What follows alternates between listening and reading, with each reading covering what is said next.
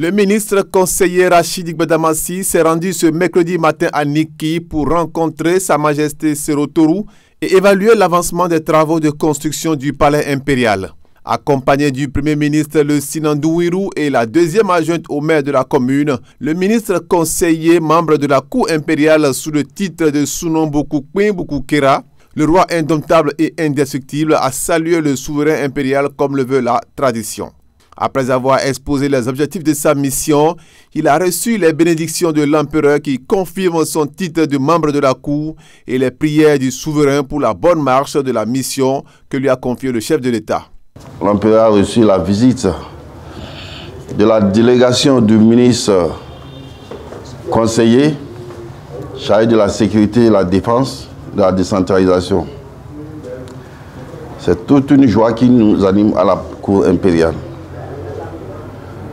Pour sa première tournée, il est venu prendre contact avec l'empereur. Et on sait qu'il est un prince de la cour. Donc ça nous réjouit beaucoup. Et on a suivi tout ce qu'il a comme projet pour Niki, tout ce qu'il va soumettre à la présidence. Il a tout dit. On n'a qu'à lui souhaiter la santé, la longévité et du succès sur la mission que le président lui a confiée. Il a reçu aussi les bénédictions de l'empereur qui lui a dit de ne pas s'en faire. Le titre qu'on lui avait donné à la cour impériale ici va toujours le suivre. Et c'est sur ça que lui, aujourd'hui, il donne ses bénédictions. S'étant également rendu chez la reine-mère la Nyonkogi pour lui présenter ses civilités, celle-ci lui a également accordé ses bénédictions pour la bonne marche de son ministère. Fort de ces bénédictions, le cortège ministériel s'est dirigé vers le chantier du nouveau palais impérial pour constater l'avancement des travaux. Ce site est divisé en 3 parties. En gros, nous avons la zone de la reine, nous avons la zone résidentielle et nous avons la zone d'audience et haute culte. Actuellement, on est au niveau de la zone de la reine. Nous avons la reine, les arènes qui sont devant nous, environ pour 3000 places, avec 2 entrées monumentales, du côté est et du côté ouest de l'arène. Nous avons derrière la zone de transition, c'est-à-dire la zone de réception et d'audience. Après la zone de réception et d'audience, nous avons la zone résidentielle, où nous avons la résidence du roi, la résidence de la reine-mère et la résidence des reines et les écuries. Voilà. Maintenant, en annexe, on a les parkings, du côté est comme du côté ouest. Et aujourd'hui, on est environ à 92% du taux d'avancement. Sous le charme des réalisations dont la commune de Niki a bénéficié, la deuxième adjointe au maire de Niki a exprimé sa gratitude envers le président Patrice Talon. Et en ce qui concerne des réalisations déjà faites, je n'ai même pas de bouche pour parler et pour remercier le président Talon et son gouvernement. Car Niki en a beaucoup eu. Et le ministre l'a encore rappelé que Niki est l'enfant chéri du président Talon. Il n'a pas menti. Car nous sommes au palais ici, au nouveau palais, qui est construit sur près de 5 hectares, à près de 5 milliards de francs. Nous avons encore bénéficié d'un barrage à Seré-Ondiro à près de 3 milliards de francs.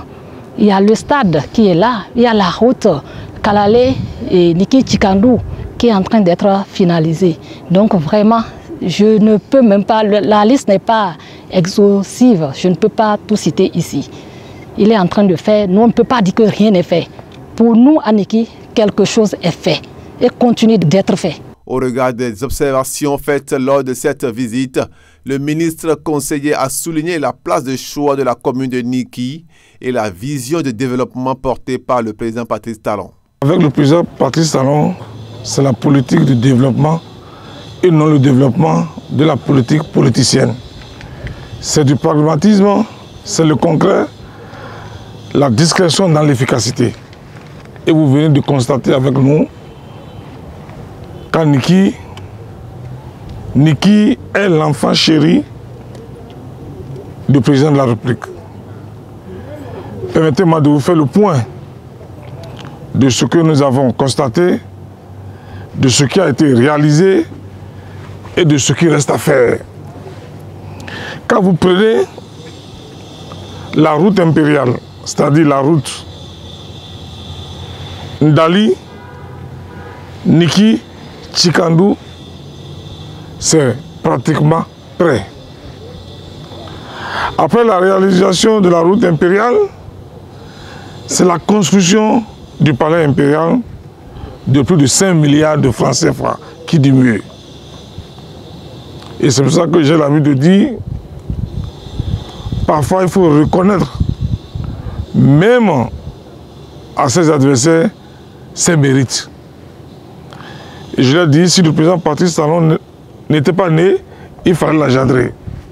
Niki a commencé par recevoir les infrastructures qu'il n'a jamais reçues depuis 1960. Grâce à qui? Grâce à un homme de vision, grâce à un homme de développement. Et c'est pour ça que Niki doit savoir choisir ses amis. Entre les marchands d'illusions, ceux qui versent les larmes de crocodile pour manipuler, pour intoxiquer le peuple, et ceux qui veulent développer réellement Niki, les bâtisseurs, les révolutionnaires en infrastructure, comme le président Patrice Talon, qui a commencé par développer Niki sans bruit. Et je sais, en toute humilité, que ça peut gêner nos amis d'en face. Qu'on dise que c'est un Patrice Talon qui vient bâtir l'empire Batonou et Beau.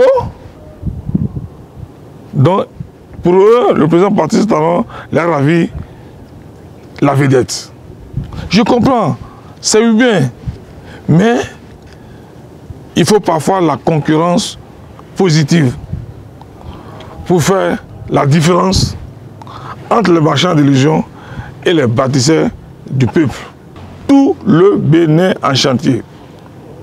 Quand vous prenez la route Ndali, Kandi, Berboué, 142 km sont en train d'être bitumés. Les bitumes dignes de son nom. Le goudron épais. Donc, il y a une différence entre les goudrons de la rupture et les goudrons du changement. La différence, c'est que les goudrons, les bitumes de la rupture sont des bitumes super. Vous savez, il y a une différence entre les pains qu'on appelle grands super et les chiganvi. C'est-à-dire, il y a une différence entre Ouattara et les grands super. C'est le jour et la nuit.